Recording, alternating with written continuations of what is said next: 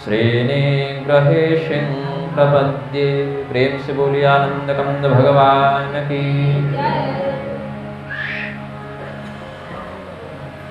समुपस्थित समादरणीय श्रोता बंधुओं, भगवान ने श्रीमद् भागवत में स्पष्ट घोषणा की है, जन्मना ब्राह्मणों श्रेयान् सर्वेषां प्राणिनां इह। ब्राह्मण जन्म से ही सभी प्राणियों का गुरु होता है।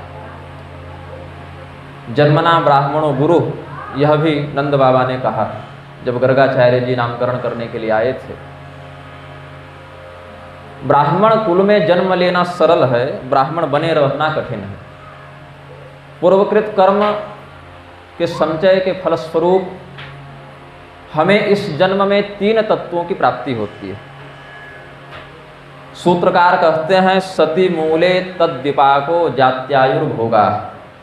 हमने पिछले जन्म में जो कर्म किया उसके परिणाम स्वरूप हमें इस जन्म में 3 तत्वों की प्राप्ति होती है। क्या क्या? जाति, आयु और भोग। हम कहाँ जन्म लेंगे, कितने समय तक जीवित रहेंगे और उस कालखंड के मध्य हमारे द्वारा कौन से सुख एवं कौन से दुखों का आस्वादन किया जाएगा। जाति, आयु और भोग ये हमें पूर्वकृत कर्म के फलस्वरूप प्राप्त होते हैं। जो जीवात्मा है वो न ब्राह्मण है, न शूद्र है, न स्त्री है, न पुरुष है।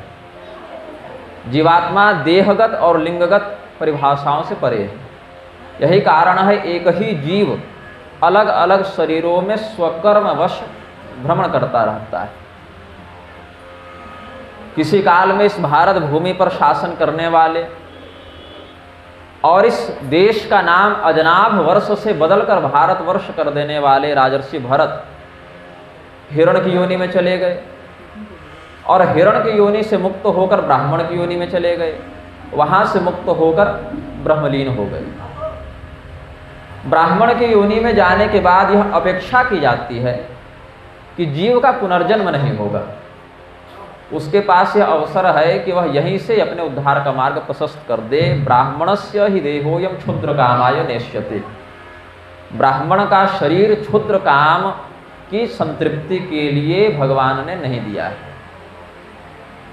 और जितने बड़े पद पर व्यक्ति रहता है उतने ही बड़े कर्तव्य से भी संयुक्त हो जाता है। कर्तव्य हानि की स्थिति में जो ऊपर के पदाधिकारी होते हैं उनकी विशेष दुर्गति हो जाती है। कोई व्यक्ति एक तल्ले में खड़ा हो, वहाँ से कूदे तो कम क्षति है, उसकी हानि कम है, किंतु यदि 10वें तल्ले पर स्थित व्यक्ति वहाँ से छलांग मारे तो उसकी विशेष हानि होती है। शूद्र वर्ण का कोई व्यक्ति कोई पाप करे उसके लिए जितना प्रायश्चित है, ब्राह्मण वर्ण के व्यक्ति के लिए मतांतर से कहीं 4 गुना, कहीं 8 गुना और कहीं तो 16 गुना तक दंड और प्रायश्चित बताया गया है। क्योंकि ब्राह्मणों से विशेष करके धर्मनिष्ठा की अपेक्षा की जाती है। अन्य शरीरों में हमने तरह तरह के सांसारिक विषयों का आस्वादन कर लिया है, अतएव इस शरीर को भी उसी में लगाना श्रेयस्कर नहीं है। अब हमारे जीवन में कुछ ऐसी विचित्र घटनाएं घटित हुई हैं, इष्ट बल के वशीभूत।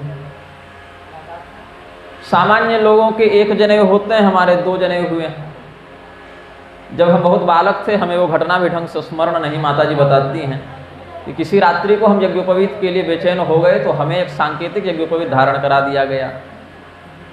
और जब हम कुछ वरिष्ठ हुए, अवस्था को प्राप्त हुए, तो विधिवत यज्ञोपवीत किया गया। तो ब्राह्मणत्व में कारण क्या है, इसके संदर्भ में भविष्य पुराण में एक बड़ी सुंदर उक्ति है कि संस्कार ही ब्राह्मणत्व में कारण है। प्रधान कारण संस्कार है। यदि उस व्यक्ति को अपने ब्राह्मण होने का संस्कार बोध है तो ही वस्तुतः वह ब्राह्मणत्व को धारण करता है, अन्यथा जाति ब्राह्मण उच्यते। केवल जाति मात्र से उसे ब्राह्मण समझा जाता है। विद्या, तपस्या और शरीर, ये तीनों ब्राह्मणत्व में कारण हैं।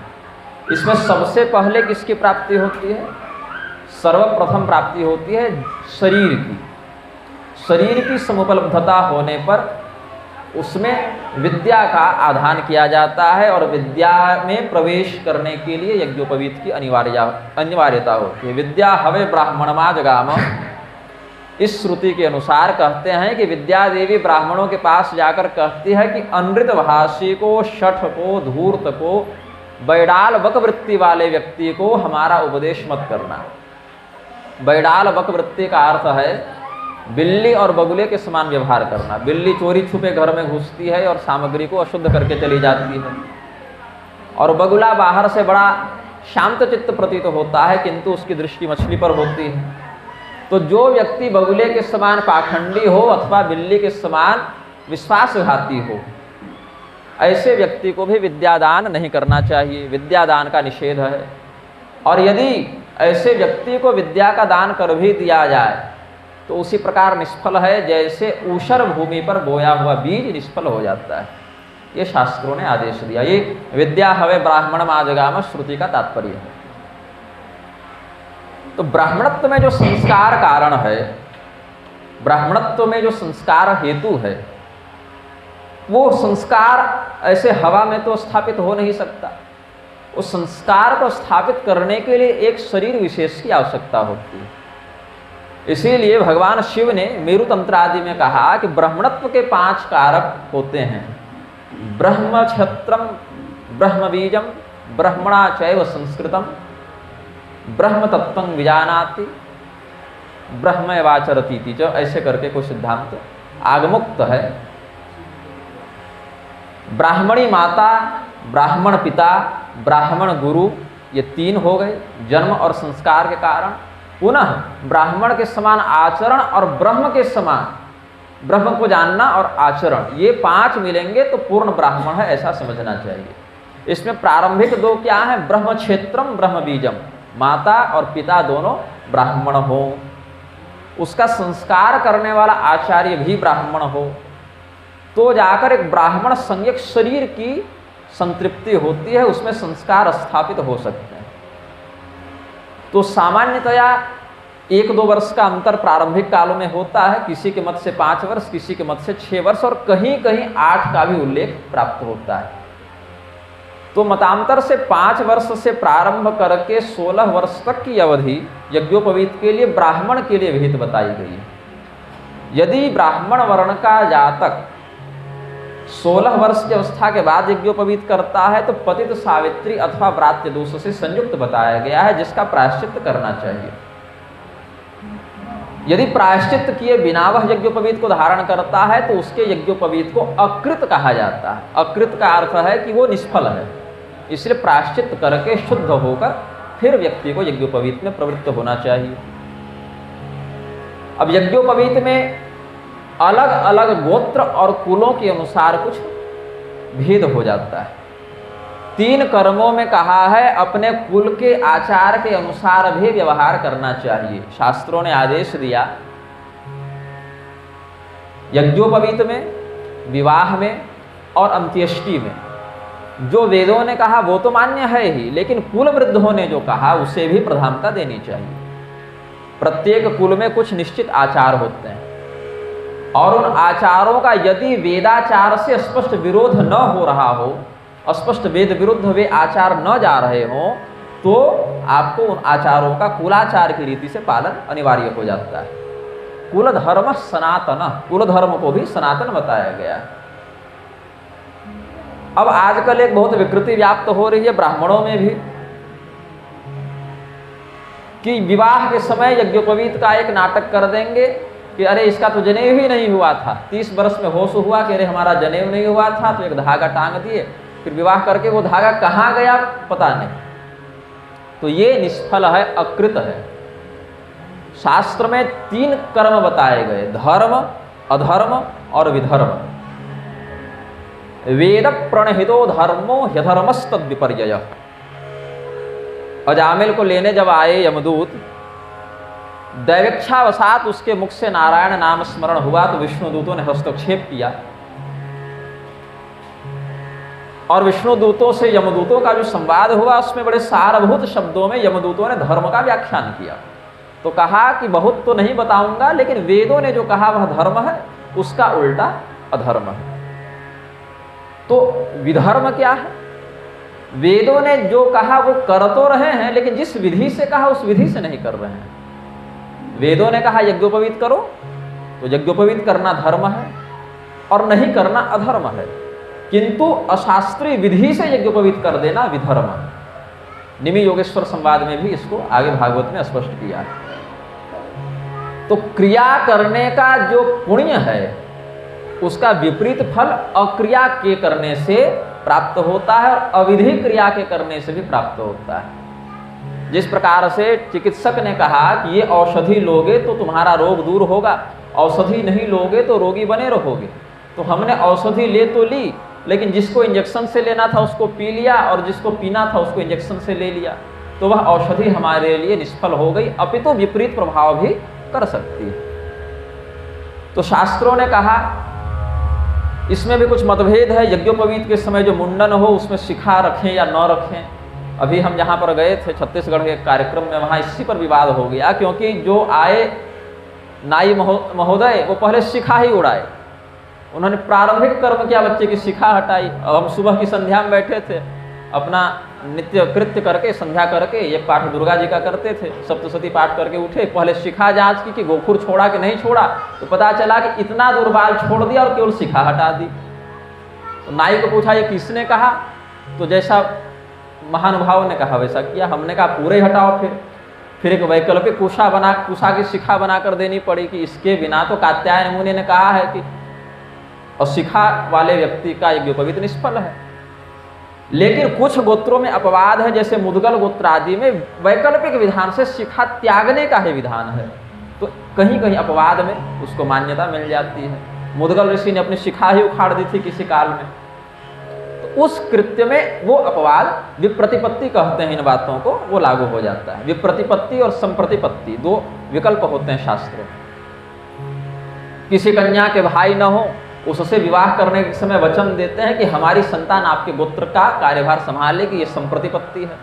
और शाकत द्वीपियों में एक विप्रतिपत्ति लागू है, जो संभवतः मग तिलककार ने भी वर्णन किया होगा। विप्रतिपत्ति क्या है कि जैसे दक्षिण भारत में दक्षिण मातुली कन्या, मामा की लड़की से विवाह करना विप्रतिपत्ति में आता है, तो शाकत द्वीपियों में सगोत्री विवाह पूर्व भेदाश्रित निर्णय से मान्य हो जाता है। ये हमारे कुल का अपवाद है विप्रतिपत्ति से, ये वैशिष्ट अन्यत्र नहीं है। अन्यत्र होने से चांडालत्व की संसिद्धि हो जाती है। यहाँ पूर्व भेदाश्रित सगोत्रीय विवाह भी कुलवृद्ध सम्मत विप्रतिपत्ति से मान्य हो जाता है पूर्व भेदात। तो ये देखना पड़ेगा कि उस कुल में क्या आचार होता आया है और उस आचार की क्या प्रासंगिकता व्यवहार में कुलवृद्धों ने अपने आचरण में सिद्ध की है। तो प्रत्येक नियम प्रत्येक गोत्र पर, प्रत्येक वर्ण पर, प्रत्येक जाति पर लागू नहीं किया जा सकता। अब यज्ञोपवीत में हमारे गोत्र के जितने प्रवर हैं उसके आधार पर ग्रंथि का विधान बताया गया। एकारशेय से लेके पंचारशेय विधान तक है। गालव इत्यादि के एक प्रवर ही मिलते हैं और हम लोग कौंडिन्य गोत्रोत्पन्न त्रिप्रवरान्वित हैं, कुछ पंचप्रवर के भी होते हैं। तो जैसे प्रवर हुए उसके आधार पर ग्रंथि का निर्माण करते हैं। बटुक ब्रह्मचर्यावस्था में एक ही यज्ञोपवीत धारण करता है, नवतंतु से युक्त, 3 धागों से युक्त। उसमें एक 3 में फिर 3-3 लगे रहते हैं तो 9 हो जाते हैं, लेकिन बाहर से 3 ही दिखते हैं। वो धारण करेगा एक ही यज्ञोपवीत। लेकिन उसमें भी कहा कि यदि उसने उत्तरीय धारण नहीं किया है तो उसको उत्तरीय के बदले एक और यज्ञोपवीत धारण करना है, तो 2 यज्ञोपवीत उसके लिए भी हो गए। यदि विवाहित है तो उस व्यक्ति के लिए कहा कि अपनी पत्नी के बदले भी यज्ञोपवीत धारण करे, क्योंकि स्त्रियों के लिए यज्ञोपवीत का शास्त्रीय विधान प्राप्त नहीं होता, उनके लिए विवाह ही यज्ञोपवीत की विधि का अनुपूरक है। शूद्र और स्त्रियों के 10 संस्कार मान्य हैं, पुरुषों के द्विजाति में 16 संस्कार ऐसे सामान्यतः मान्य हैं। ऐसे 24 संस्कारों की बात भी कहीं कहीं होती है। तो कहा शास्त्रकारों ने कि विवाहित व्यक्ति फिर अपनी पत्नी के निमित्त यज्ञोपवीत धारण करे, तो उसके लिए 2 हो गए। और उसमें भी उत्तरीय यदि नहीं है तो फिर उत्तरीय के निमित्त एक वैकल्पिक यज्ञोपवीत धारण करे, तो 3 अपना और 3 पत्नी का 6 धागों का यज्ञोपवीत उसका हो गया। उसके बाद एक और अल्पश्रुत विकल्प है जिसके विषय में कम लोग जानते हैं। ब्रह्मचर्याश्रम को संसिद्ध कर लिया, गृहस्थाश्रम को संसिद्ध कर लिया, वानप्रस्थाश्रम तक पत्नी साथ जाती है, वैकल्पिक है, जा सकती है नहीं भी जा सकती है, लेकिन संन्यासाश्रम में पत्नी का निषेध हो जाता है। तो उस स्थिति में यज्ञोपवीत का क्या करें? तो उसमें शास्त्रकारों ने संन्यासोपनिषद, नारद परिव्राजकोपनिषद इत्यादि में जो संन्यास की विधि का उपदेश करते हैं, यति धर्म संग्रह, यति दंडेश्वरी विधान इत्यादि यतियों के, सन्यासियों के धर्म का निरूपण करते हैं। उसमें बताया कि त्रिदंडी, द्विदंडी, एकदंडी, ये 3 विधान हैं। अब द्विदंडी तो देखने को नहीं मिलते, अद्वैत परंपरा में त्रिदंडी, एकदंडी, और विशिष्टाद्वैत परंपरा में त्रिदंडी देखने को मिलते हैं। कहीं कहीं द्वैत वाले भी एकदंड धारण करते हैं। उस स्थिति में जो एकदंड संन्यास लेता है वो अपने यज्ञोपवीत और अपनी शिखा को हटाकर अपने परिव्राजक दंड में स्थान देता है, क्योंकि दंड में और दंडधारी में अभेद माना गया है। जो दंड है वही शरीर है। तो अपनी शिखा और अपना यज्ञोपवीत संन्यासाश्रम में एक दंड विधान के बाद दंड ही धारण करता है, व्यक्ति नहीं। और त्रिदंड में व्यक्ति स्वयं ही धारण करता है। लेकिन वहां धागे कितने हो गए? 4 हो गए। पत्नी वाला 2 छूट जाता है। गुरु के निमित्त 1 धारण करते हैं और 3 अपना तो है ही। तो 4 धागों का वहां पर शास्त्रकारों ने वर्णन किया है, जो परंपरा से हमने त्रिदंड परंपरा के विशेषज्ञों से जाना। यज्ञोपवीत ब्राह्मण, क्षत्रिय, वैश्य तीनों के लिए अनिवार्य है। आप यदि यज्ञोपवीत का विधिपूर्वक पालन नहीं करेंगे तो पाप के भागी बनेंगे। शूद्रों के लिए, स्त्रियों के लिए निषिद्ध है, यदि धारण करेंगे तो पाप के भागी बनेंगे।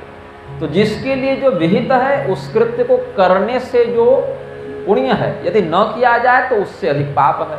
और जिसके लिए जो निषिद्ध है वो यदि उस अकृत्य को कर दे तो उसके लिए वो दोष कारक है। तो जिसके लिए जिस कृत्य का अधिकार निश्चित किया गया है उसी अधिकार की सीमा में वह अपने कृत्य को संपादित करेगा। दूसरे का धर्म चाहे जितना भी बढ़िया प्रतीत होता हो, लेकिन स्वधर्म का परित्याग करके आप उसका अनुसरण नहीं कर सकते। कोई व्यक्ति यदि मछुआरे की जाति में जन्म लिया है तो मछली मारने का पाप उसे नहीं लगता, क्योंकि उसके लिए प्रकृति ने वही आजीविका निश्चित की है। धर्मव्याध जाति से कसाई थे, पशुओं का मांस ही बेचते थे, लेकिन चूंकि उनका जातिगत कर्तव्य प्रकृति ने वही निश्चित किया, इसीलिए वे दोष के भागी नहीं बने। यदि ब्राह्मण वो कर्म करे तो दोष का भागी बनेगा। तद्वत ब्राह्मण के लिए कहा, ब्राह्मण के द्वारा निष्कारण निष्प्रयोजन ही वेदों का अध्ययन सांग विधि से करनी चाहिए। षडंग युक्त वेद का अध्ययन अकारण ही स्वभावतः ब्राह्मण करे। जैसे आप श्वास लेते हैं, उसमें आपकी कोई इच्छा सकाम नहीं है कि मैं इस काम को करने के लिए सांस ले रहा हूँ, वो आपकी नित्य स्थिति में सम्मिलित है।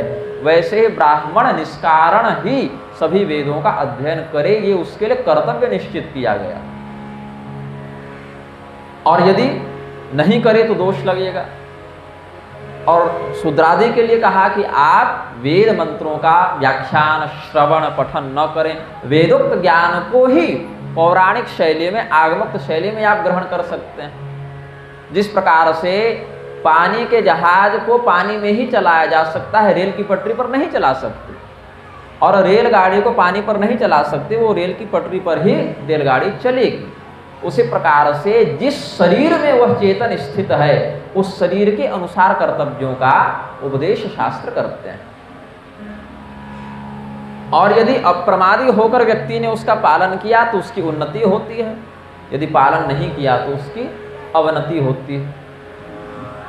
हमें स्मरण आता है जब आदरणीय गुरु जी से हमारी प्रथम भेंट हुई थी, संभवतः गुरु जी को भी स्मरण होगा। संध्या का समय था, पिताजी गायत्री संध्या कर रहे थे, हम बैठे हुए थे, और गुरु जी पहली बार आए खोजते हुए, कहीं पेपर इत्यादि में शायद देखे थे या जैसा भी था। उस समय हम लोग गायत्री संध्या में ही बैठे हुए थे, और पिताजी करते जा रहे थे, हम देख देख कर सीखते जा रहे थे क्या हो रहा है, कैसे हो रहा है। उसके बाद से निस्वार्थ भाव से इतनी दूर से 10-10, 15-15 किलोमीटर धूप में भिजाकर इन्होंने हमें शास्त्रीय विधि से संगीत की शिक्षा प्रदान की। देवर्षि नारद के मन में एक बार बड़ी प्रबल इच्छा उत्पन्न हुई कि हम भी भगवान का भजन करते, लेकिन उनको संगीत की शैली का बोध नहीं था। तो ऐसे ही कहीं से उन्हें वीणा प्राप्त हो गई, तो कहते हैं सरस्वती ने ही दी, लगे तार छेड़ने, तो सभी राग रागनियों के अंग भंग विदीर्ण होने लगे। सभी दौड़ते भागते भगवान के पास गए, बोले प्रभु आपका भजन करना तो अच्छी बात है, लेकिन ढंग से तो करो। हिंडोल राग के पुत्र के प्राण संकट में आ गए, ऐसा वर्णन है। तो हिंडोल पुत्र ने जाकर वही नेता बना सबका कि महाराज हमारे प्राण बचा लीजिए, नारद मुनि बड़ा दुर्गति कर रहे हैं राग रागिनियों की। तो बोले अगर सीधे सीधे नारद मुनि को कहेंगे कि आप बेसुरा गाते हैं तो अपमान होगा, देवर्षि हैं, शाप दे दें। तो सत्यभामा जी, रोहिणी जी इत्यादि से पैरवी कराई गई। बोले महाराज क्या सुंदर आपने गान किया, लेकिन एक निवेदन है अगर स्वीकार करें, इसको ऐसे गाते तो मुझे लगता है इसमें और अच्छा हो सकता था। तो देवर्षि नारद के दोषों को भी उनकी प्रशस्ति में परिवर्तित करते हुए उन्होंने कहा आपने बहुत अच्छा गाया, लेकिन अगर इसमें ऐसा होता तो जरा विचार करके देखिए, तो आप ही अनुभव करें, क्या इस राग में ऐसा अगर प्रयोग किया जाए तो कैसा रहेगा। तो देवर्षि नारद को भी समझ में आने लगा कि नहीं, इसमें तो ऐसा करते तो ज़्यादा कर्णप्रिय लगा, ज़्यादा आह्लादक लगा।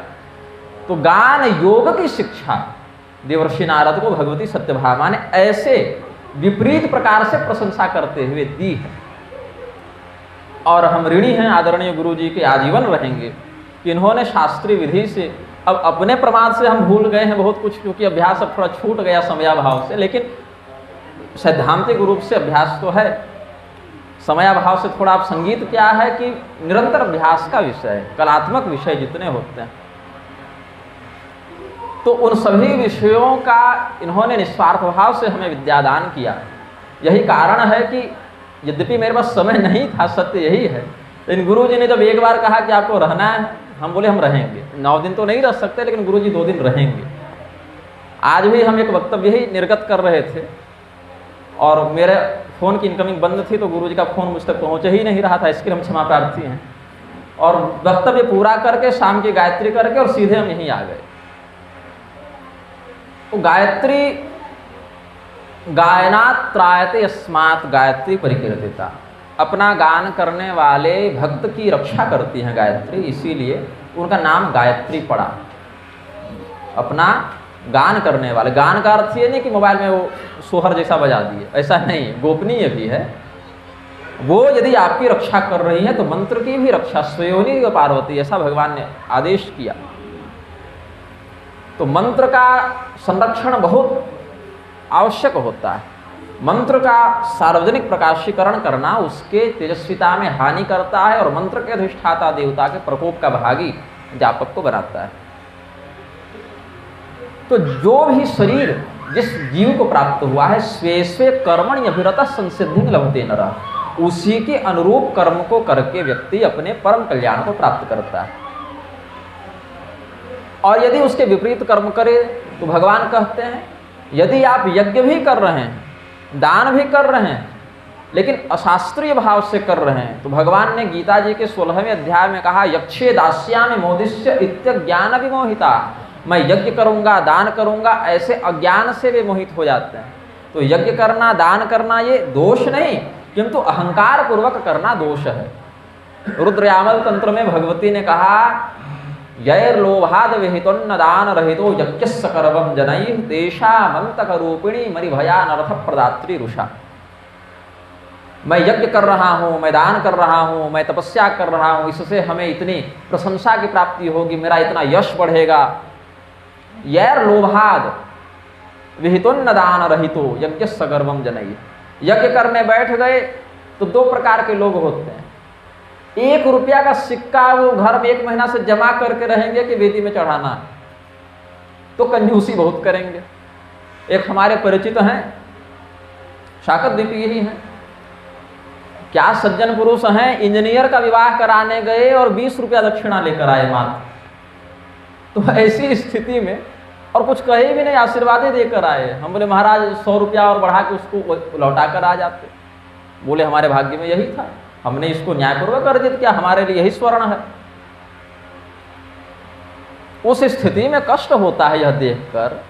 असमर्थ व्यक्ति यदि प्रमाद करे तो समझ में आता है कि सामर्थ्य नहीं है, लेकिन सामर्थ्य वाले व्यक्तियों के साथ ऐसा व्यवहार भगवती ने कहा है कि जैसे हमने असुरों का विनाश किया है, अपने अनुष्ठान में सामर्थ्य होने पर भी लोभ पूर्वक जो कंजूसी करता है उसका हम विनाश करते हैं। यथवा यज्ञ सगर्वम जनैः, गर्व पूर्वक जो यज्ञ करता है, अहंकार पूर्वक जो यज्ञ करता है, हम उसका भी विनाश करते हैं। तेषा मंतक रूपिणी, उसके लिए हम अंतक के समान, यमराज के समान हो जाते हैं। अनर्थ प्रदात्री रुषा, हम उसके लिए अनर्थ कारिणी हो जाते हैं, ये भगवती ने कहा है। तो ब्राह्मण को सबसे पहले जो है 3 लक्षणों से युक्त होना अनिवार्य है। सहिष्णुता, परोपकार और क्षमा भाव। अब ये तीनों हैं तो आपस में जुड़े हुए, लेकिन तीनों में थोड़ा अंतर है जो हम समझते हैं। सहिष्णुता का अर्थ यह है कि अपने ऊपर कोई व्यक्ति यदि किसी अभद्रता का प्रयोग कर रहा है, हम उसको सहन कर लें। अब सहन करने का अर्थ यह है कि तत्काल तो हमने सहन कर लिया। सहिष्णुता हो सकता है इसलिए हमने अपनाई क्योंकि लड़ने का सामर्थ्य ही नहीं था, तो करें क्या, तो सहना पड़ गया। लेकिन तैयारी में लग गए कि आने दो मेरा समय मिलेगा तो बता देंगे। तो सहिष्णुता क्षणिक हो सकती है। और क्षमा कर दिए मतलब भविष्य में भी हम उसके ऊपर कोई अपकार का भाव नहीं रखेंगे। क्षत्रियाणां बलं तेजो ब्राह्मणानां बलं क्षमा, ये शास्त्रों ने निर्दिष्ट किया। तो सहिष्णुता, अपने द्वारा कोई ऐसा व्यवहार न हो जिससे सामने वाले का अपकार हो। सामने वाले ने हमारे ऊपर कोई अभद्रता का व्यवहार किया तो हम उसको सहन कर लें। फिर क्षमा भी हो, सहन करके ये नहीं कि अभी चुप है लेकिन बाद में हम उसका बदला लें, उसको क्षमा भी कर दें। और तीसरी स्थिति में कहा परोपकार, हमारे पास पहले से जो है उसका अधिकाधिक हम विनियोग समाज के हित में करें। ये 3 लक्षण ब्राह्मणत्व में होने ही चाहिए। तो कहा कि अगर कोई आकर लाठी मारता रहे तो ब्राह्मण क्या चुपचाप रहे? बोले नहीं, कुछ स्थितियों में आपको क्रोध भी करना होगा। गवार्थे ब्राह्मणार्थे व वर्णानां वापि शंकरे गृह्णातां विप्रविशौ शस्त्रम धर्म व्यपेक्षया।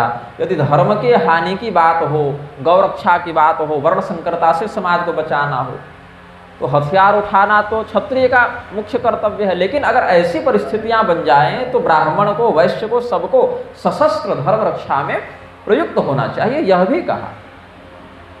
क्योंकि अधर्म को देखकर सामर्थ्य होने पर भी जो प्रतिकार नहीं करता, ऐसा व्यक्ति भी अनुमंता दोष से युक्त हो जाता है, मौन स्वीकृति के दोष से युक्त हो जाता है, और अनुमंता को भी कर्ता के ही समान पुण्य और पाप व्याप्त करता है।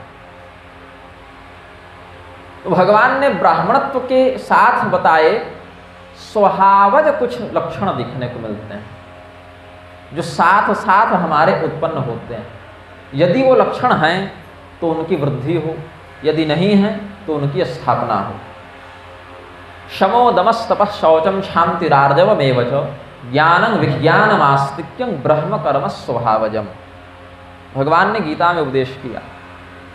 शम, उपरति को भी शास्त्रों ने शम कहा है।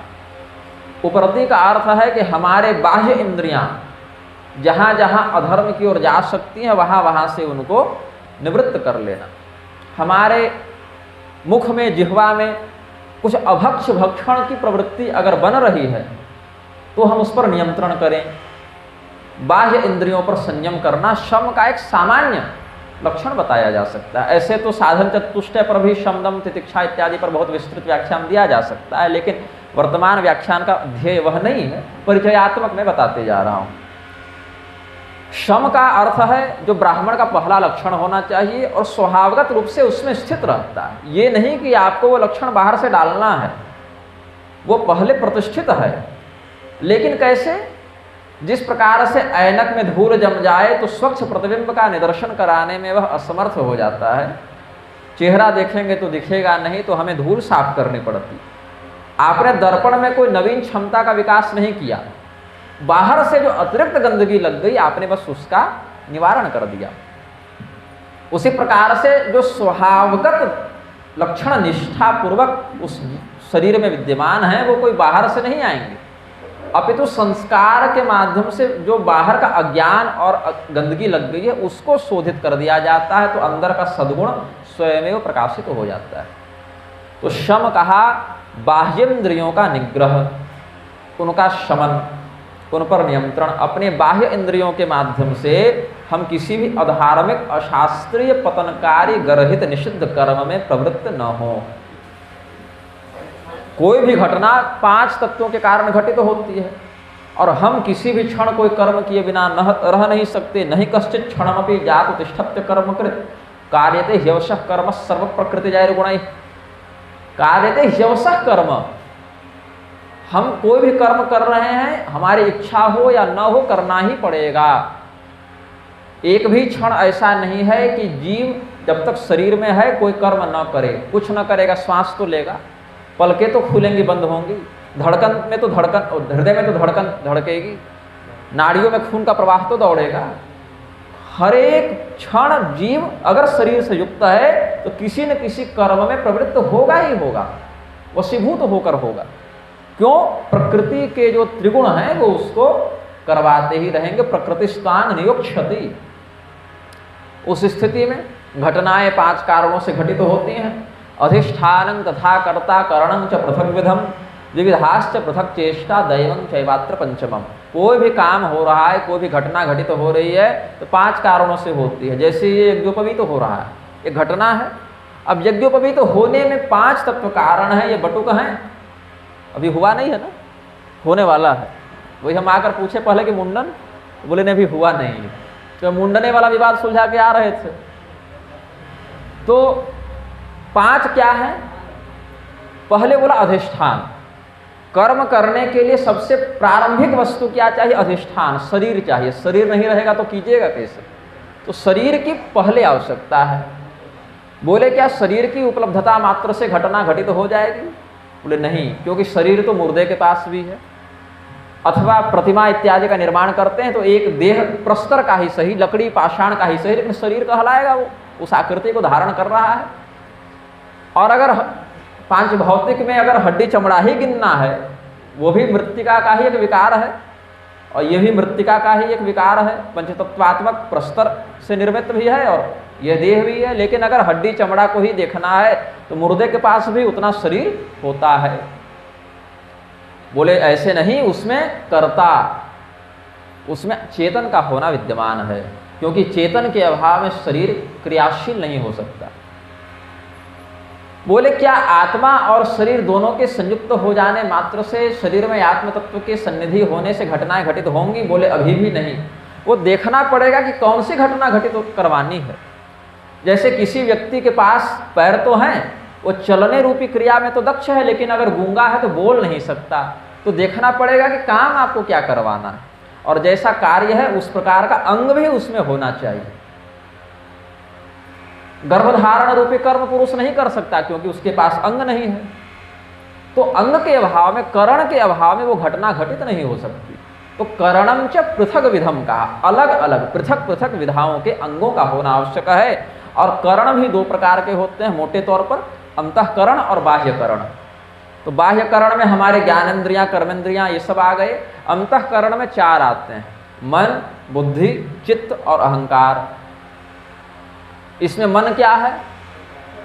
परेण धामना समनु प्रबुद्धा मनस्तदा सात महाप्रभावा। वह प्रकृति जब अंतःकरण का स्वरूप धारण करती है तो जैसा कार्य करती है वैसा ही नाम उसका पड़ जाता है। परेण धामना, परमेश्वर से धामना, परम पद से, ब्रह्म पद से जब वह प्रकृति समनु प्रबुद्धा, अत्यंत शीघ्रता पूर्वक जब इस संसार में क्रियाशील होती है तो संकल्प और विकल्प करती है, हम ये काम करें या ये काम न करें। ऐसा जब प्रकृति का भाव बनता है तो उसको मन कहते हैं। उचित और अनुचित बाद में आएगा, अभी केवल देखना है कि करें या न करें, इसमें उचित अनुचित की बात नहीं।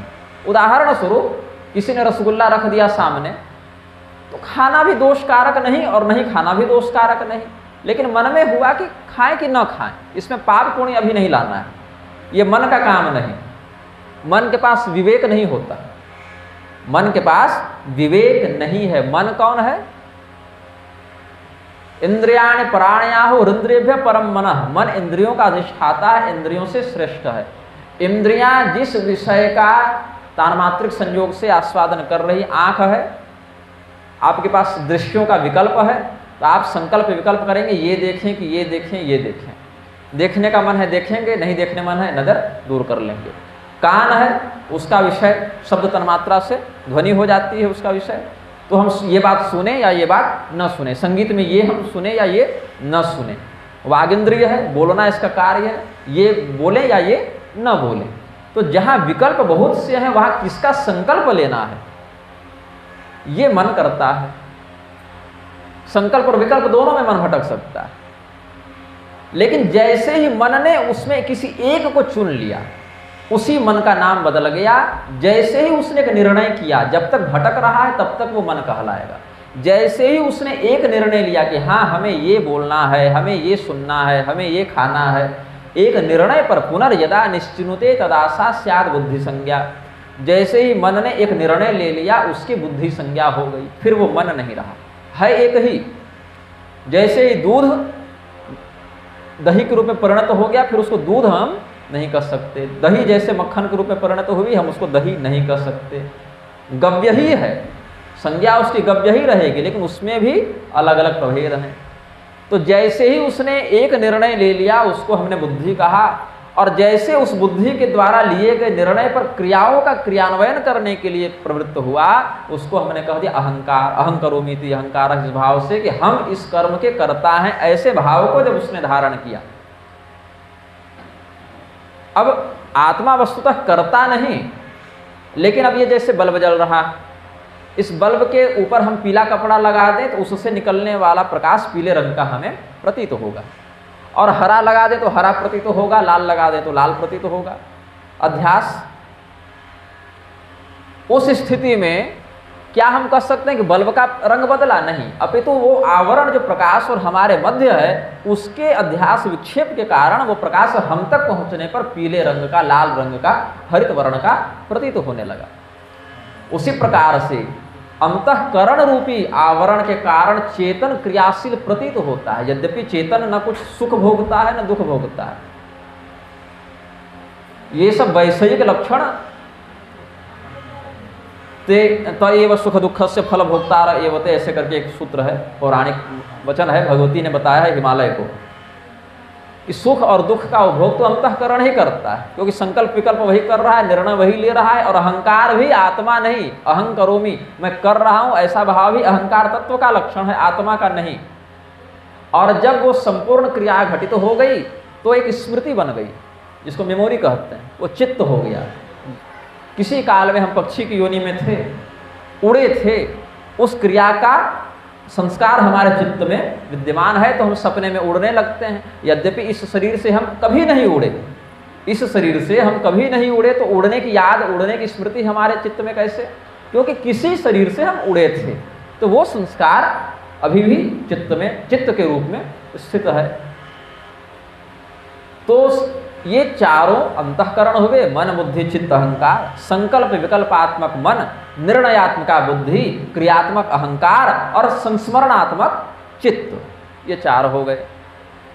इसमें भी बुद्धि अच्छा निर्णय भी ले सकती है, बुरा निर्णय भी ले सकती है, इसलिए सुबुद्धि और दुर्बुद्धि दोनों होते हैं। पंडा नाम कर्तव्या कर्तव्य विवेकस्य विभाजका बुद्ध्या शास्ति अस्मिन् सैव पंडितः। उचित अनुचित का, कर्तव्या कर्तव्य का विवेक जिसमें है, उस बुद्धि को पंडा कहते हैं। उस बुद्धि को धारण करने वाला व्यक्ति पंडित संज्ञा से युक्त होता है। और बाह्यकरण, जो हाथ पैर आंख कान देख रहे हैं, बाहर के अंग, तो घटनाओं को घटित कराने में कौन कौन निमित्त बन गए? शरीर, आत्मा, अलग अलग प्रकार के आंतरिक और बाह्य अंग। बोले अब घटना घटित होगी क्या? बोले अभी भी नहीं होगी। बैठे रह जाइएगा तो रसगुल्ला खा लीजिएगा? नहीं, आपको क्रिया में चेष्टित होना पड़ेगा, चेष्टा करनी पड़ेगी, विविधास से पृथक चेष्टा। अगर चलना है तो पैरों को आगे पीछे कीजिए, भोजन करना है तो हाथ मुंह गले का जो जबड़े का जो कार्य है, चबाइए, निगलिए, हाथ से भोजन को मुख तक ले आइए। तो जैसा कार्य है वैसे चेष्टा में भी व्यक्ति को लगना पड़ेगा। बोले अब अब तो घटना को घटित हो जाना चाहिए। बोले एक इसमें और है, अगर पूर्व काल का कोई कर्म इस घटना के घटित होने में बाधक या योजक हो सकता है तो वो भी यहाँ पर देखना पड़ेगा।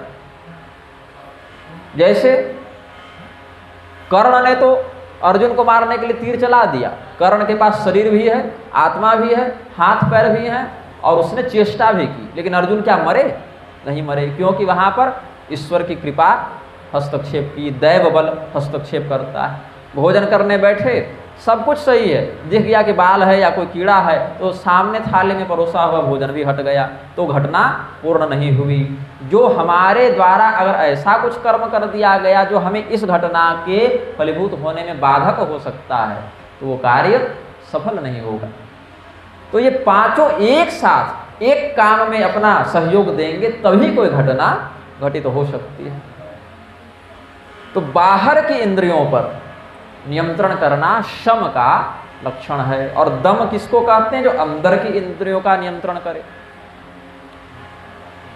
इसमें दम जो है वो दिव्य लक्षण है, मनुष्य का लक्षण नहीं है दम, ये देवता का लक्षण है दम। इसलिए ब्राह्मण को दम से युक्त होने के कारण भूदेव कहा जाता है, महिषुर कहा जाता है। ब्राह्मणों को पृथ्वी का देवता क्यों कहा गया? इनमें दम शक्ति विद्यमान है, ये अपने इंद्रियों का अंदरूनी चित्तवृत्तियों का भी नियंत्रण कर सकते हैं। इनकी विशेष प्रशिक्षण इसी के लिए दिया गया है।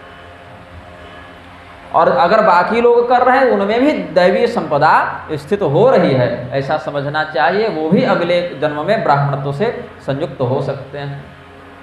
प्रजापति के पास जाकर राक्षस, मनुष्य और देवता तीनों ने निवेदन किया कि हमें हमारे कल्याण का मार्ग बताइए। अब तीनों एक जगह दिखते नहीं हैं, और दिख गए तो नरसंहार ही हो जानिए।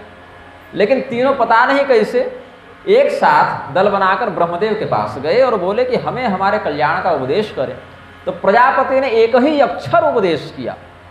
उपदेश करने के लिए बहुत घंटों तक मेरे जैसा बोलना आवश्यक नहीं है। दक्षिणामूर्ति भगवान तो कुछ बोलते भी नहीं, गुरोस्तु मौनम व्याख्यानम शिष्यास्तु छिन्न संशया, वो तो बिना बोले ही संशय हटा देते हैं। और प्रजापति ने बोला भी तो एक अक्षर बोला, द। बोले इतना ही? बोले इतना ही? एक ही शब्द ब्रह्म है ना, वे ब्रह्मणे वेदितव्य शब्द ब्रह्म परम च यत्, एक ही शब्द पर्याप्त है। तो दकार का उपदेश देकर भगा दिया। अब ये तीनों बाहर निकले, बोले कि हम तीनों को द का उपदेश किया और बहुत सही उपदेश किया। तो देवताओं से पूछा गया कि आपको दकार का क्या अर्थ समझ में आया? बोले देखो हम देवता हैं और देवताओं के पास विशेष शक्तियां होती हैं, किसी को बना दें, किसी को मिटा दें। और जब शक्ति आती है तो साथ में दो तत्व भी आते हैं। एक तो कर्तव्य बोध कि हम इस शक्ति का प्रयोग कैसे करें, और दूसरा अहंकार। तो हमें जो हमारे अंदर के दुर्गुण चित्तवृत्ति में व्याप्त हो गए हैं, हमारे अंदर जो अपनी शक्ति का अहंकार व्याप्त होने का, अपना देवता होने का जो अभिमान है, उसका दमन करना पड़ेगा। तो हमारे लिए द का अर्थ है दम, दमन। ये हमें प्रजापति ने कहा।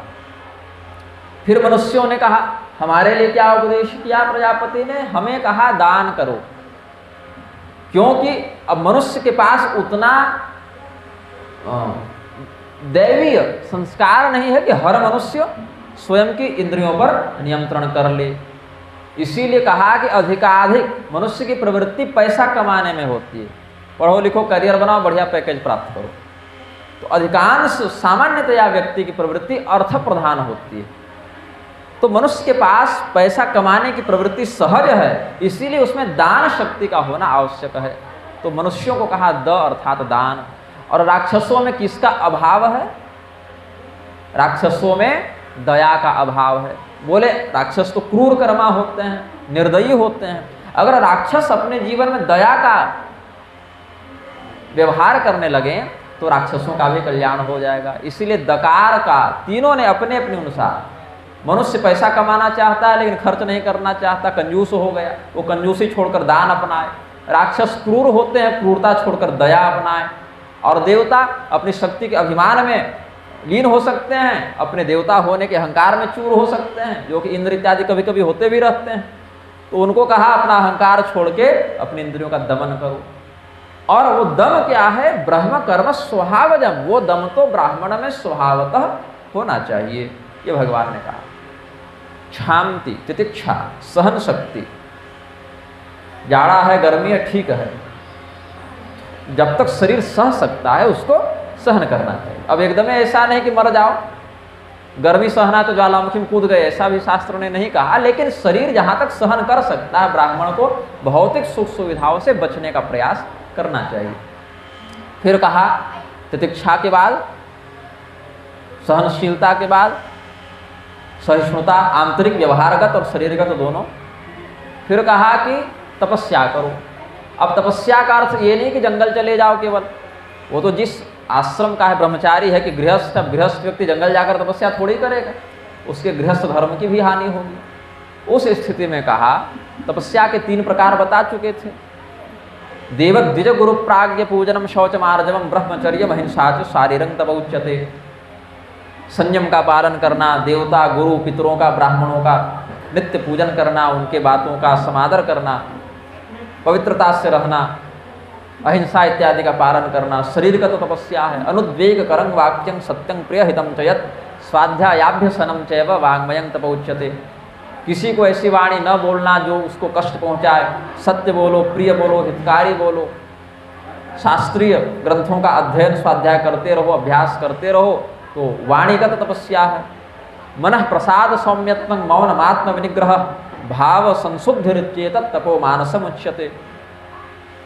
भाव संशुद्धि, मन की संशुद्धि, मन की प्रसन्नता, मन में आह्लाद, सौम्यता, अधिक से अधिक मौन रहने का प्रयास, इस प्रकार से मन संबंधी तपस्या का भगवान ने वर्णन किया। तो व्यवहार में प्रतिदिन हम तपस्या का आचरण कर सकते हैं, इसके लिए अलग से जंगल जाना आवश्यक नहीं है। तो भगवान ने कहा ज्ञान, विज्ञान और आस्तिकता।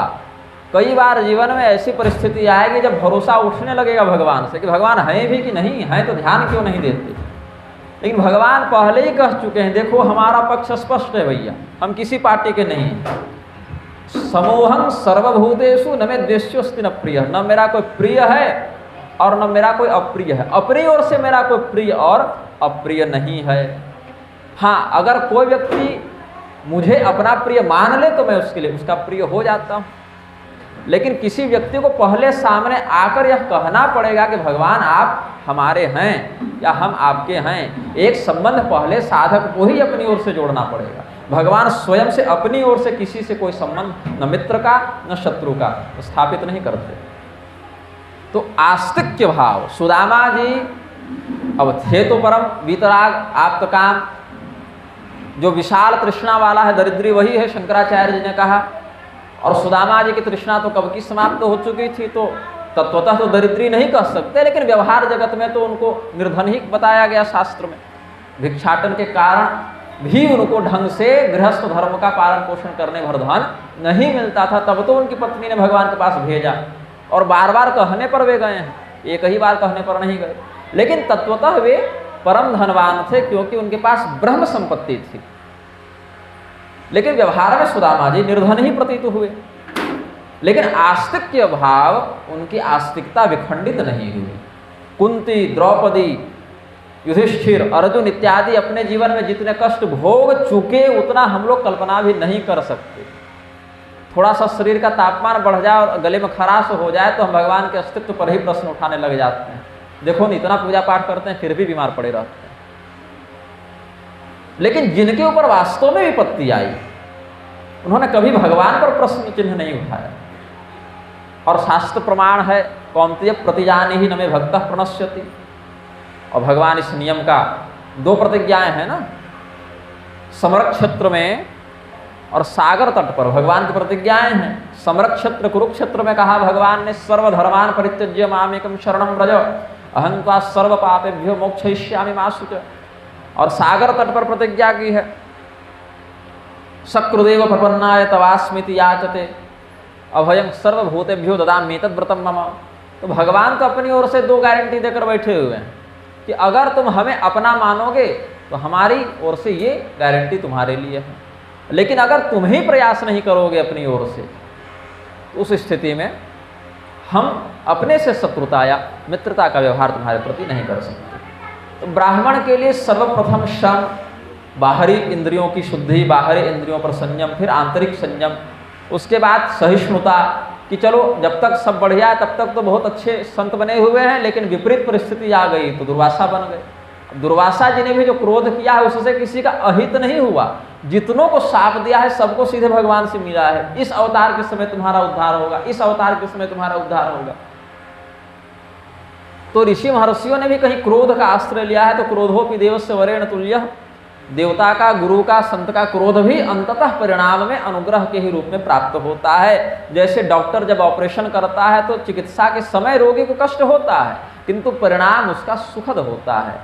इसीलिए माता पिता, गुरु का, संत का, देवता का क्रोध वस्तुतः क्रोध नहीं कहलाता, वो क्रोध रूपी अनुग्रह ही समझना चाहिए। तो ब्राह्मणत्व के प्राप्त होने पर जो व्यक्ति उसका महत्व न समझता है, गायत्री की आराधना नहीं करता शास्त्रीय विधि से, इसमें मैंने पहले ही बता दिया विधि और अविधि दोनों है, मंत्र बचा भी सकता है, मंत्र मार भी सकता है।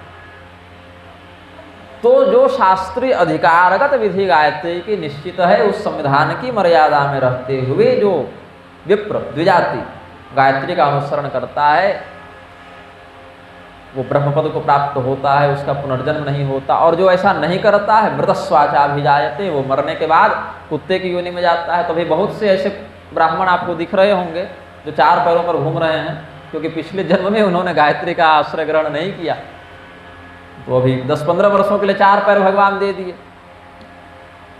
और इसमें भी कई बार क्या होता है कि व्यक्ति असमर्थ हो जाता है करने में, उसमें भी कहा अब जल नहीं है तो अनुदकी संध्या कर ले, कुछ नहीं कर सकता मानसिक करके 10 बार ही गायत्री का स्मरण कर ले, बहुत ही नितांत विकल्प की स्थिति में, उसमें भी नहीं तो गायत्री तंत्र में भगवान ने कहा गायत्री हृदय करके 10 बार गायत्री करके कवच का मानसिक जप कर ले।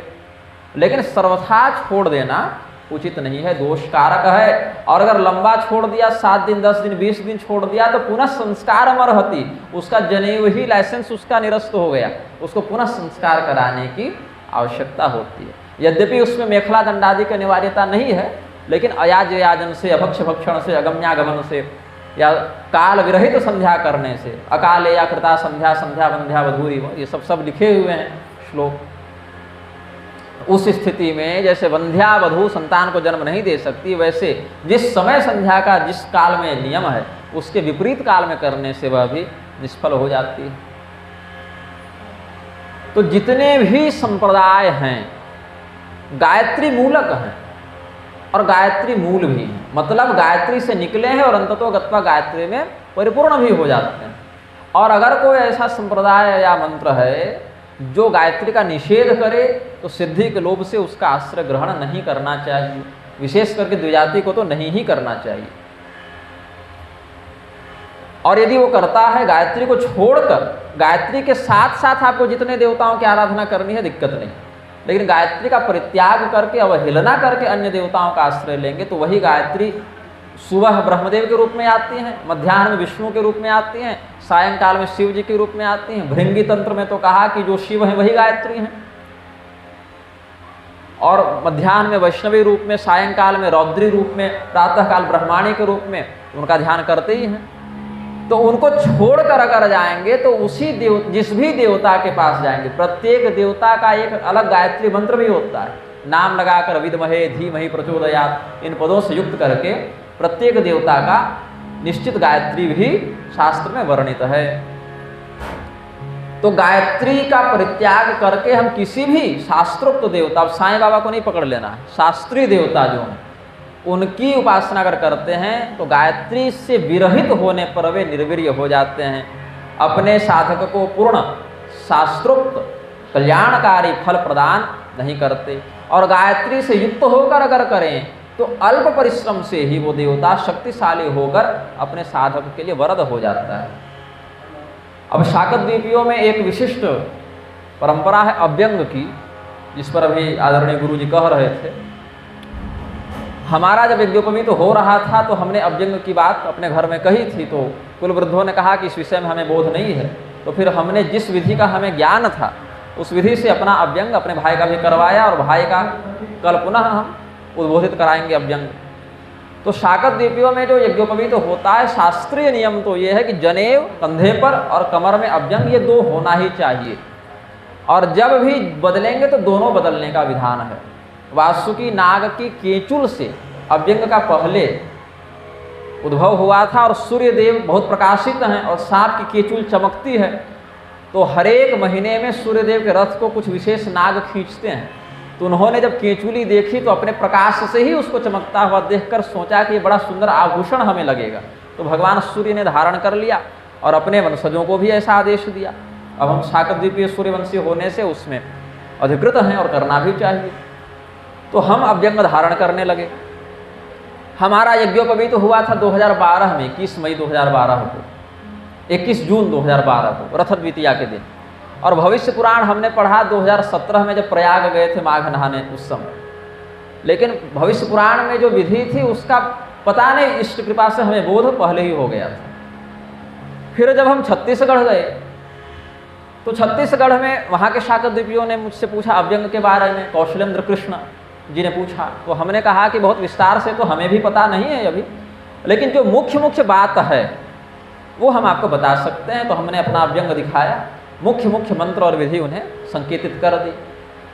फिर वो बड़े परिश्रम से अन्य शास्त्रों में जो तद्वत मंत्र थे, जैसे द्वादशादित्य का न्यास करना है तो हमने बता दिया 12 आदित्य का न्यास करना है। अब 12 आदित्य के कौन से मंत्र वेदों में है वो खोज खोज कर निकाले, पद्धतियों से निकाल कर उन्होंने अभ्यंग भानु पुस्तक प्रकाशित करवाई। पुस्तक प्रकाशन से पहले हमको भेजे एक बार कि जरा आप इसमें देखिए कि क्या कुछ ऊपर नीचे तो नहीं हो गई। उनको स्वप्न में भी फिर किसी महात्मा ने, सौर संप्रदाय के किसी आचार्य ने अभ्यंग की विधि और भी खुलकर बता दी। उन्होंने लिखा, हमारे पास भेजा, हमने कुछ जो वर्तनी इत्यादि की मंत्रगत त्रुटियां थी सुधार कर कहा इसको प्रकाशित करवाइए। लेकिन दुर्भाग्य देखिए, समाज का दुर्भाग्य देखिए, वही ग्रंथ यदि हम लिख दिए होते तो अभी छत्तीसगढ़ वाले हाथों हाथ लिए रहते, लेकिन चूंकि उनके घर के लड़के ने लिखा है तो उसकी महत्व नहीं समझते वो लोग। और इधर झारखंड में, आसाम में, बिहार में उस ग्रंथ की बड़ी प्रसिद्धि है। अभी पत्रिका में, मगबंधु में प्रकाशन भी हुआ उस ग्रंथ का परिचय। तो बहुत दुर्भाग्य का विषय है कि अगर दूर का व्यक्ति कुछ कह रहा है तो समाज वाले ध्यान देते हैं, और घर का व्यक्ति भी कोई ढंग की शास्त्रीय बात कह रहा है तो उस पर ध्यान नहीं देते। ये दोष दूर करना चाहिए। कोई व्यक्ति यदि अच्छा कह रहा है तो हमारे घर का हो चाहे बाहर का हो, उसकी बात को देखना चाहिए कि शास्त्र सम्मत है कि शास्त्र विरुद्ध है। तो अभी हम गए छत्तीसगढ़ तो हमने एक बटुक का अभ्यंग संस्कार भी संपादित कराया और कल इनका भी कराएंगे। अब हमें बहुत लोगों ने आपत्ति की कि अभ्यंग भानु की ये पद्धति काल्पनिक है, अपने मन से आपने लिख दी है, लिखवा दी है, या उन्होंने अपने मन से कहीं से चुरा कर लिख दी। अब ब्राह्मणों में और भी तो है ईर्ष्या का। भगवान ने कहा शम दम का पालन करो, लेकिन उसको छोड़ के ईर्ष्या पहले पकड़ लेते हैं। तो फिर हमारे ही एक अभिन्न सुहृद हैं, उन पर भगवान सूर्य का विशेष अनुग्रह है। भगवान सूर्य ने सपने में उनको सूर्य रहस्य 1200 श्लोकों का ग्रंथ वो पढ़ाया था, वो भूल गए उठने के बाद।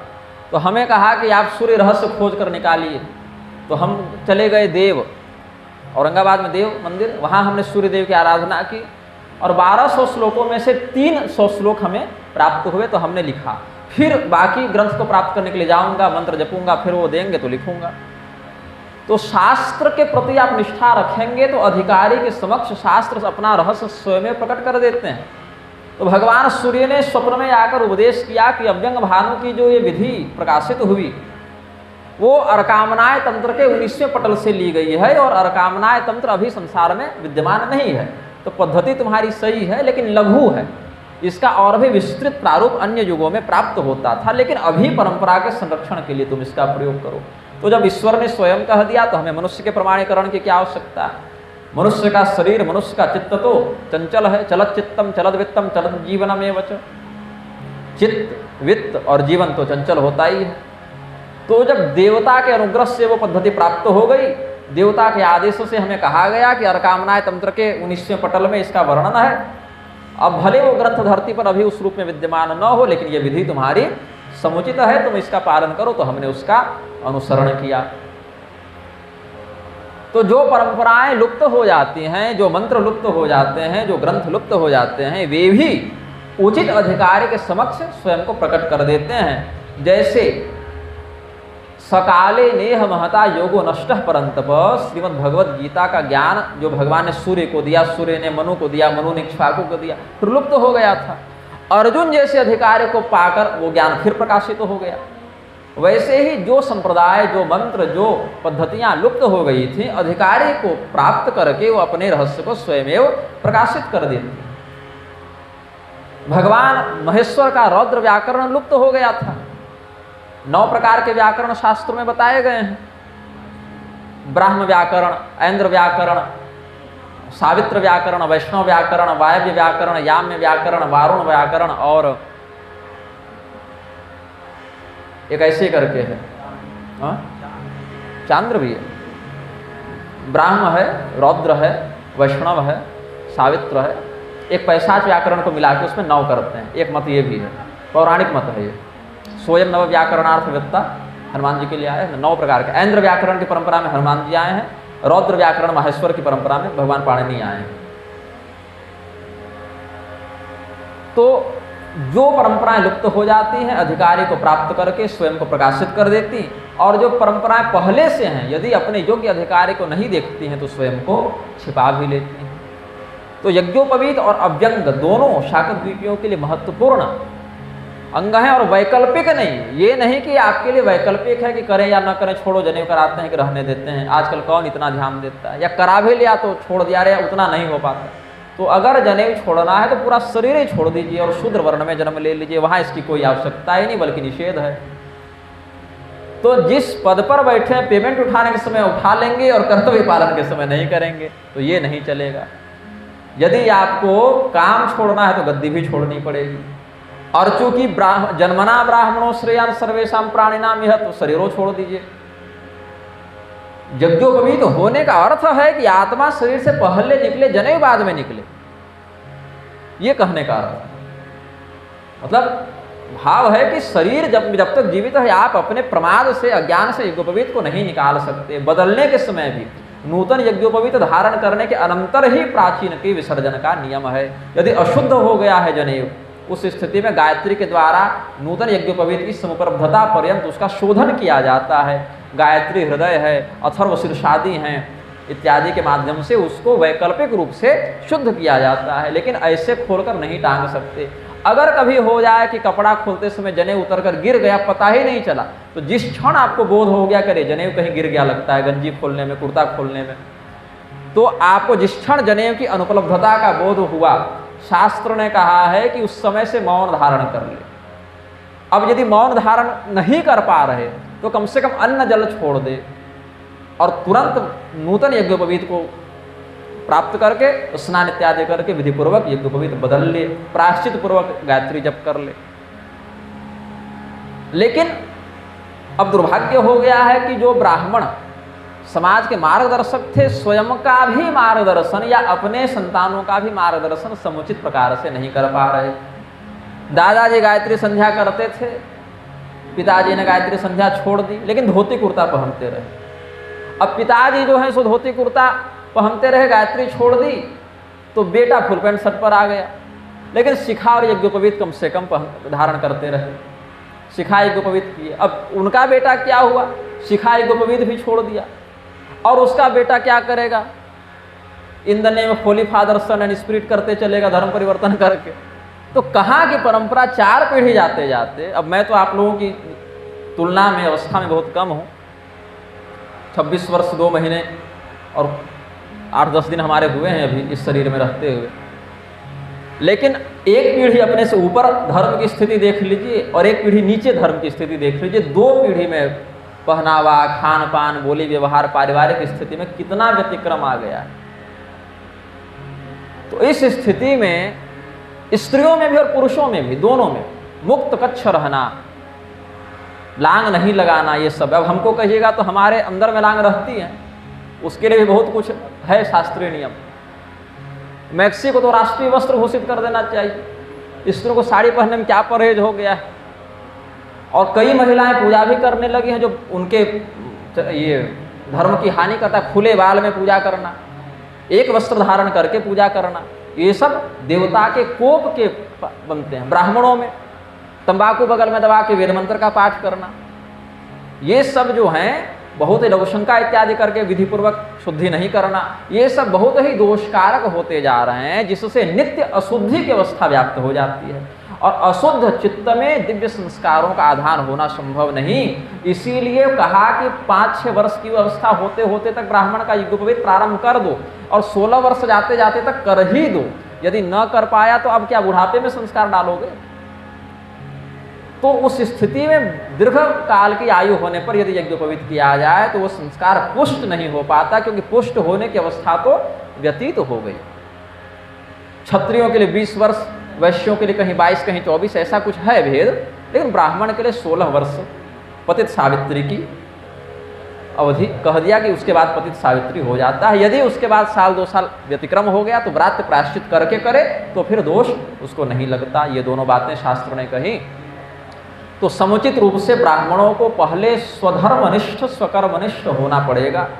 और यदि ब्राह्मण स्वधर्मनिष्ठ स्वकर्मनिष्ठ है तो हमारे जीवन का अनुभव रहा है कि देवता स्वयं भले दिखाई नहीं पड़ते, लेकिन उनकी उपस्थिति का बोध हमेशा बना रहता। उनकी आर्थिक हो, सामाजिक हो, सुरक्षात्मक हो, हर प्रकार की कृपा का अनुभव होता रहता है।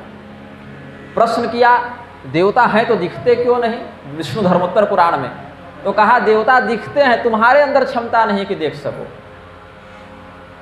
हम अपने शरीर से खून की एक बूंद निकाल कर रख दें तो क्या उसके बैक्टीरिया आप देख लीजिएगा? बैक्टीरिया देखने की औकात है नहीं मनुष्य की, और देवताओं को कहते हैं कि आधार कार्ड लेके देखते मैं इंद्र हूँ, अग्नि हूँ, वरुण हूँ, तो कहाँ से संभव है? आपके गांव का मुखिया तो एक बार कहने पर आपसे मिलने के लिए तैयार ही नहीं होता है, और आपको चाहिए कि इंद्र और अग्नि आपके सामने हाथ जोड़कर खड़े रहे। उसके लिए जो विधि है, माइक्रोस्कोप लगाइएगा तो दिखेगा। तो जिस विधि से देवताओं का साक्षात्कार होना संभव है, समय पर भूत आपके पास नहीं आता तो देवता क्यों आएंगे? उस स्थिति में कहा सत्य युग में मनुष्य और देवता में केवल योनि का भेद था, सामर्थ्य का भेद नहीं था। केवल पहचान, हाँ ये मनुष्य योनि में है, ये देवता की योनि में है। लेकिन बहुत बार देखा गया मनुष्यों ने देवताओं की जाकर सहायता की, जहां देवता काम नहीं कर सके यहां से मनुष्यों ने जाकर सहायता की। कई बार तो देवताओं से विशिष्ट लक्षण का, ज्ञान का, देवता आकर ज्ञान मांग रहे हैं मनुष्यों से, सैन्य सहायता मांग रहे हैं मनुष्यों से, ये सत्ययुग के मनुष्य थे। त्रेता युग आने पर मनुष्यों की क्षमता घटी। पहले तो देवताओं के साथ नित्य व्यवहार था उनका, जैसे हमारा आपके साथ नित्य व्यवहार है। त्रेता युग में उद्देश्य पर व्यवहार होने लगा कि कोई काम है तो आना जाना बनने लगा, ऐसे नहीं, काम नहीं है तो नहीं। द्वापर युग आने पर आवाहन करने पर देवता आते थे, मतलब आप अपनी इच्छा से देवता से जब मन चाहे नहीं आ जा सकते, लेकिन देवता को अगर आप बुलाइएगा, आवाहन कीजिएगा तो आ जाएंगे, काम करके चले जाएंगे। और कलयुग में आवाहन करने पर शास्त्रीय विधि से आवाहन करने पर आते हैं, अशास्त्रीय का तो कोई विकल्प नहीं, वो तो चिट्ठी गलत पते पर चली गई। लेकिन शास्त्रीय विधि से आवाहन करने पर देवता आते हैं, लेकिन हमारे धर्म का इतना ह्रास हो चुका है कि हम नहीं देख पाते, और जिनका धर्म उतने न्यूनतम स्तर पर बना हुआ है, ऐसे कुछ संत महात्माओं को भगवान प्रत्यक्ष दर्शन भी इसी कलिकाल में दिए हैं। लेकिन उतना न्यूनतम स्तर, एक न्यूनतम अर्हता कि हाँ उतना हमको चाहिए, भगवान किसी भी दिव्य शक्ति का दर्शन करने के लिए उतना तो करना चाहिए। हमारे एक अभिन्न मित्र हैं, कानको सरयू पारेण है शरीर से, वो भगवती दुर्गा के सहस्त्र नाम का पाठ करते थे, और उनके दादाजी गायत्री के बहुत अच्छे साधक रहे, पहले मास्टर रहे, फिर रिटायर हुए तो गायत्री का पुरस्चरण उन्होंने 3 पुरस्चरण किया। जब तक जीवित रहे करते ही रहे, 3 पुरस्चरण जाते जाते शरीर पूरा हो गया तो वो पुरस्चरण करते थे। मेदिनी दुबे के दादाजी, मेदिनी दुबे, हाँ, तो वो दुबे जी अपने कमरे में दुर्गा जी का सहस्रनाम पढ़ते आधी रात को, और दादाजी बगल के कमरे में अपना कार्य करते। तो दादाजी ने एक दिन बुलाया, उनको पता नहीं था ये अंदर क्या कर रहे हैं। दादाजी ने बुलाया और कहा कि अच्छा ये बताओ, एक छोटी बच्ची तुम्हारे कमरे में इतने बजे घुसती और इतने बजे निकलती है, वो कौन है? हमारे परिवार की तो लगती नहीं। अब ये रोने लगे कि हमको तो पता ही नहीं, भगवती पाठ सुनने रोज आती। अब तो गायत्री जब से इनकी प्रज्ञा इतनी प्रखर हो चुकी थी कि भगवती उनको आती जाती दिखने लगी थी। बोले इतने बजे से वो लड़की घुसती है, और जब तुम पाठ करके उठते हो तो वो लड़की फिर बाहर जाती है, रोज मैं उसे देखता हूँ, और दिन में दिखती नहीं है। अब दुबे जी चूंकि गायत्री में उतने संपन्न नहीं हुए थे तो दुबे जी नहीं देख पाते, जबकि पाठ वही कर रहे हैं, लेकिन गायत्री साधक की प्रज्ञा ये इस स्तर पर पहुंच गई थी कि उनको इन शक्तियों का दर्शन इसी चमड़े की आंख से भी हो जाता था। तो अगर कोई व्यक्ति कर ले, तो हम तो अपनी ही पीढ़ी की बात आपको बता दिए, उनके घर हम जाकर उसी कमरे में 2 महीने साधना करके आए जहाँ वो गायत्री जपते थे, और क्या अनुभव होते थे वहाँ। बहुत से मंत्रों का बोध हमें स्वप्न में उसी कमरे में हो गया। और अपने लिए नहीं, उस व्यक्ति को ये कष्ट है, उसके लिए ये मंत्र जप देना, उसका कल्याण हो जाएगा। उस व्यक्ति को पता भी नहीं है, उसके लिए हम यहाँ मंत्र जप के उसका काम हो चुका, तो देवता ऐसा अनुग्रह भी कर देते हैं। अब उस व्यक्ति के जीवन में जो कष्ट है उसका भगवान ने किस कर्म के माध्यम से किसके द्वारा शोधन करा दिया उसको तो पता नहीं, मैं स्वयं नहीं जानता। इस नाम गोत्र वाले व्यक्ति के लिए ऐसा कर देना, अब वो नाम गोत्र वाला व्यक्ति चाहे जहाँ रहे। इस प्रकार से स्वप्नावस्था सुजायन्ते तस्य दिव्यानुभूतयः, गायत्री संहिता में कहते हैं गायत्री जापक को स्वप्न में बहुत से दिव्य अनुभूतियाँ होती। हमें भी निग्रह संप्रदाय का जो मूल मंत्र प्राप्त हुआ वो स्वप्न में ही प्राप्त हुआ। गुरु जी से हमने सारी घटना का वर्णन किया था, और उस मंत्र को किस गुरु से लेना है, गुरु का भी उपदेश स्वप्न में हुआ, और फिर हम उनकी खोज में हिमालय गए तो वो मिले भी उस जगह पर। तो बहुत सी घटनाएं गायत्री जापक के जीवन में होती हैं ऐसी, जिसको बाहर सीधे सीधे समझाने पर सामान्य व्यक्ति नहीं समझ पाते, लेकिन जो उस साधनात्मक परंपरा में जुड़ा हुआ व्यक्ति है, जो उस मार्ग पर चलने का प्रयास कर रहा है, कुछ अनुभव उसको भी प्राप्त होते हैं। तो हमारा व्याख्यान दीर्घकालीन होता गया है, हम इसको पूर्ण करेंगे इस आशा के साथ कि जो कहने का समझाने का प्रयास हमने किया, और गुरु जी ने जो इतना विशाल प्रबंध, अब इतने व्यापक प्रारूप पर ऐसे आयोजन देखने को नहीं मिलते हैं, तो समाज को चाहिए कि इस प्रकार के आयोजनों को, जो मूलभूत हमारे संस्कार के केंद्र हैं, आधार हैं, उनका संवर्धन करे, आचरणगत व्यवहार में उनकी प्रतिष्ठा करे, और जो लोग ऐसा आचरण करते हैं उनका सहयोग करे, उनका समर्थन करे। यदि हम किसी सत्कर्म को करने में समर्थ हैं तो सत्कर्म करें, और समर्थ नहीं हैं तो जो कर रहा है उसका समर्थन करें, उसको आगे बढ़ाएं, ये होना चाहिए। और एक समय ऐसा अवश्य आएगा कि उदाहरण जैसे किसी एक व्यक्ति ने अधर्म किया, एक पीढ़ी में अधर्म किया, तो धीरे धीरे करके 10-20 पीढ़ियों के बाद वो अधर्म बहुत से लोगों में व्याप्त हो गया। तो कोई एक व्यक्ति भी धर्म करेगा, स्वल्पमप्यस्य धर्मस्य त्रायते महतो भयात्, तो प्रेरणा लेकर 8-10 पीढ़ी जाने पर कम से कम वो धर्म फैले। या हमारे पूर्वजों ने ये बात कही, हमें इसका पालन करना चाहिए। यज्ञोपवीत की परंपरा टूटी कहाँ से, अव्यंग की परंपरा टूटी कहाँ से? किसी एक व्यक्ति ने यज्ञोपवीत के प्रति प्रमाद किया होगा, उपेक्षा की होगी, अरे इसका जनेऊ नहीं हुआ, विवाह में जनेऊ कर दो। तो 2-4 पीढ़ी में वो अधर्म चला। अब सुनने को मिलता हमारे घर में तो बाबा विवाह में जनेऊ होता है, यही नियम है। एक दूल्हा लंगड़ा था, लंगड़ा के उसने विवाह में फेरे लिए तो उसके घर के सारे लोग लंगड़े लंगड़े विवाह में फेरे लगने लगे। हमारे यहाँ यही होता है। एक महात्मा जी थे, उनके आश्रम में एक बिल्ली आ गई तो महात्मा जी ने किनारे शरण दे दी। अब वो महात्मा जी ध्यान करने बैठते तो बिल्ली बड़ा तंग करती, तो महात्मा जी ने चेले को कहा कि अरे भाई बिल्ली बांध दो जरा, मैं ध्यान में बैठने जा रहा हूँ। तो बिल्ली बांध दी गई। फिर महात्मा जी ध्यान में बैठे। फिर अगले दिन महात्मा जी बोले अरे बिल्ली खुली घूम रही है, बांध दो, मैं ध्यान में बैठने जा रहा हूँ। तो ऐसा 2-4 वर्ष चला। फिर महात्मा जी गुजर गए, एक नया चेला उत्तराधिकारी बना। वो देखा कि गुरु जी ध्यान में बैठने से पहले बिल्ली बंधवाते थे, अब वो बिल्ली मर गई। अब ये ध्यान में न बैठे कि जब तक बिल्ली बंधेगी नहीं हम ध्यान में कैसे बैठेंगे, क्योंकि गुरु जी ध्यान में बैठने से पहले बिल्ली बंधवाते थे। तो उन्होंने कहा हमारे संप्रदाय का नियम ही है कि यहाँ का महंत जब ध्यान में बैठता है तो बिल्ली बंधवाता है। अब गुरु जी क्यों बिल्ली बंधवाते थे, इस पर ध्यान नहीं गया। गुरु जी ने जो कर दिया उस पर सबका ध्यान गया।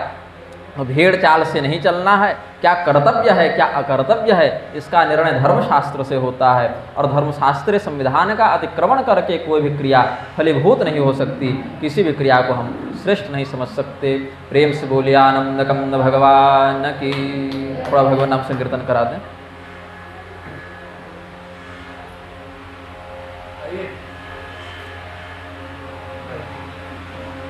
भगवान नाम संकीर्तन थोड़ा सा, हाँ आरती भी करवा सकते हैं। कौन सा जो आपकी इच्छा, जय जगदीश हरे करवा दीजिए या जो है।